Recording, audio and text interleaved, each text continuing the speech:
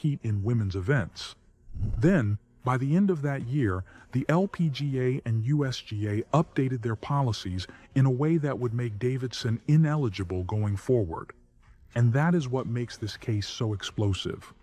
Because the argument around Davidson stopped being about one golfer, it turned into a fight over fairness, biology, eligibility, and what women's golf should allow. At one point, Davidson also said she had received death threats, which tells you just how ugly the reaction became. So no, this is not the classic sports villain story. But in terms of pure backlash, few women in recent golf history have drawn this much anger this quickly. 7. Michelle Wie. Michelle Wie was not hated because she broke rules. She was hated by some because people got tired of the hype. For years, Michelle Wie was treated like a future savior of women's golf. She was a prodigy, a phenom, a teenager playing against men, landing massive media attention, and carrying expectations that most pros never face in an entire career. And at first, that level of attention created just as much resentment as admiration. That is what made her so polarizing. It was not just random fans rolling their eyes either. Golf Digest noted that her critics included Annika Sorenstam, Judy Rankin, and Dottie Pepper. When names like that are publicly questioning you, the backlash is real. And you can understand why it happened. To a lot of people, Michelle Wie started to feel bigger than her resume. The endorsements were huge. The spotlight was non-stop. The story was always enormous, even when the results had not fully caught up yet. So for a stretch, she became the player people pointed to when they wanted to complain about overhyping golf. Eventually, of course, Wie validated plenty of the hype. She won big. She built a real career. But that early backlash never fully disappeared. And that is why Michelle Wie belongs here. She was not just a star. For a long time, she was the star people loved to resent. Number 6. Cristie Kerr. Some golfers become polarizing because of one huge scandal. Cristie Kerr became polarizing more because of her reputation. Golf Digest once wrote that Kerr could be famously moody, and Kerr herself later admitted that when she first joined the LPGA Tour, she was short with people and a bit of a brat. Looking back, she said she would have treated people better, signed more autographs, smiled more, and been more patient. That kind of self-reflection tells you the reputation was not invented out of thin air. She knew it existed too. Then came moments that added fuel to that image. One example was the 2017 playoff at the Lotte Championship, where slow play criticism piled up after a 6-hole playoff dragged on for around 2 hours. Kerr apologized, but even then, it came with a caveat. She said she was sorry, but immediately pointed out that the other player was also playing slowly, which made it feel less like a full apology.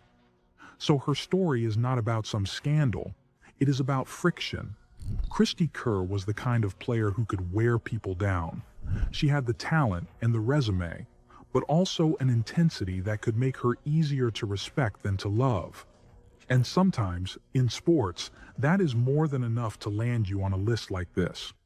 Number 5. Natalie Gulbis. Natalie Gulbis became controversial for a reason that golf keeps wrestling with to this day. She made people ask a question the sport still has not fully answered. How much of a golfer's fame should come from golf? And how much can come from image? Because when Gulbis rose to fame, it was not just her play people were talking about, it was the branding, the bikini calendar, the glamorous image. The sense that she was becoming famous for something bigger than scorecards. And some people in golf were really not happy with that.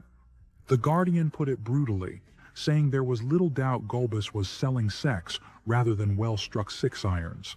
That line tells you exactly what the backlash was. To critics, Natalie Gulbis was not just a player. She was evidence that women's golf was drifting toward marketing and appearance instead of pure competition.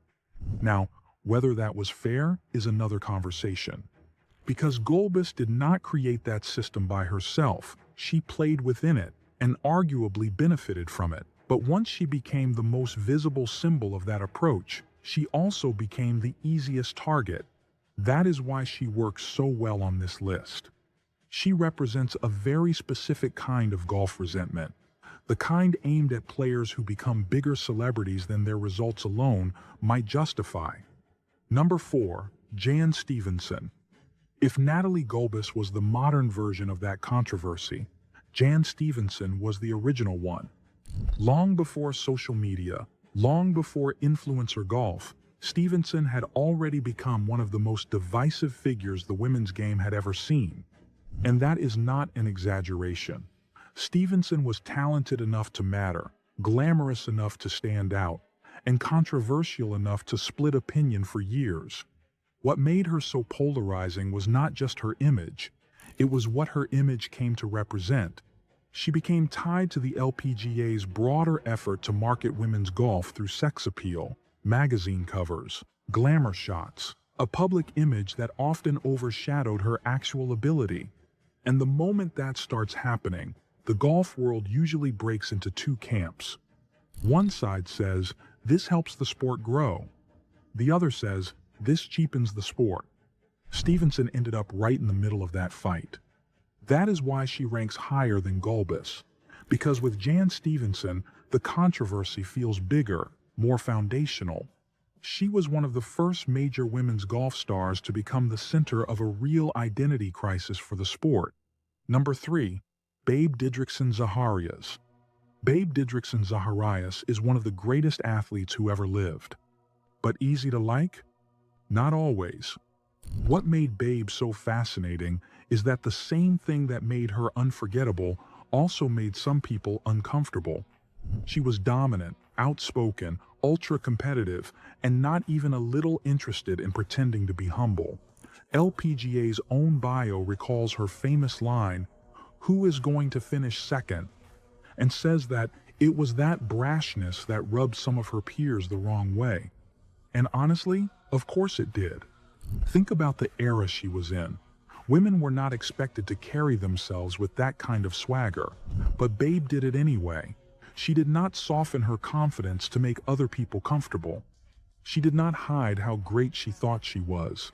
And because she backed it up with her performance, that confidence only hit harder. That is what makes Babe such an important entry on this list. She was hated by some because she was almost too much, too good, too loud, too sure of herself. She gave women's golf one of its first truly larger-than-life personalities. And larger-than-life personalities almost always create enemies. Number 2. Paige Spiranac. Paige Spiranac might be the most obvious modern entry on this list. Because Paige was never just a golfer, she became a cultural argument. To her fans, she helped make golf bigger, younger, and more accessible. To her critics, she became the face of everything they thought was going wrong with the sport. One major trigger point came in 2015, when Spiranac received a sponsor exemption into the Omega Dubai Ladies Masters. She was not an LPGA star at the time. In fact, she was not even close to the top of the women's pro game. She was a former college player whose social media fame had exploded. Then she shot 77 and 79 and missed the cut. To critics, that felt like confirmation that attention had jumped ahead of merit. Then came the even bigger moment.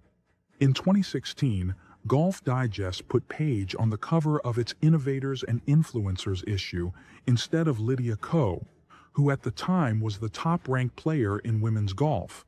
That decision drove people crazy. Julie Inkster publicly questioned it, basically asking why Lydia Ko was not on the cover instead. Because that was the real argument. Was golf now rewarding fame over achievement? Was influence becoming more valuable than excellence? Paige became the symbol of that fear. And when one person becomes the face of a culture war inside a sport, the backlash usually gets intense. That is exactly what happened here. And now, number 1 on our list, Suzann Pettersen. If the rest of this list is about backlash, resentment, and polarization, Suzann Pettersen is different. She had one of the clearest villain moments women's golf has ever seen, and it happened at the 2015 Solheim Cup. On the 17th green, Allison Lee lifted a short putt after the Americans believed it had been conceded. But Pettersen and Team Europe said it had not been given, so Europe